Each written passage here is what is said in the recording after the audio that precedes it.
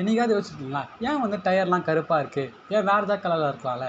அப்படின்னு நம்ம யோசிச்சோம்னா, first tyre எதுல மேட் ஆயிருந்துச்சு அப்படின்னு பார்த்தோம்னா, ரப்பரால தான் வந்து டயர் இப்ப மேட் ஆயிருக்கு. சரி, இத ஃபர்ஸ்ட் யார் கண்டுபிடிச்சா அப்படின்னு பார்த்தோம்னா, சார்லஸ் டி காண்டமைன் அப்படின்னு 1735ல ரப்பர பத்தி ஆராய்ச்சி பண்றாரு.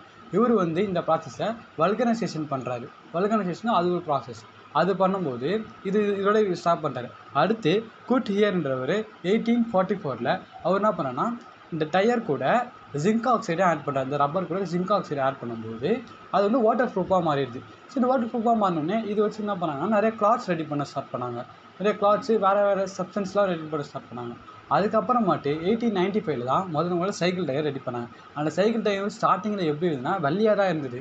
அதுக்கப்புறம் போக போக தான் வெள்ளை வந்து ரொம்ப நாள் உழைக்க மாட்டுது அப்படின்ட்டு கருப்பு கலரை வந்து அது மேலே ஆட் பண்ண ஆரம்பித்தாங்க. கருப்பு வெப்பத்தையும் தாங்கக்கூடியது. அதனால தான் எல்லா டயரும் பிளாக்காக இருக்குது.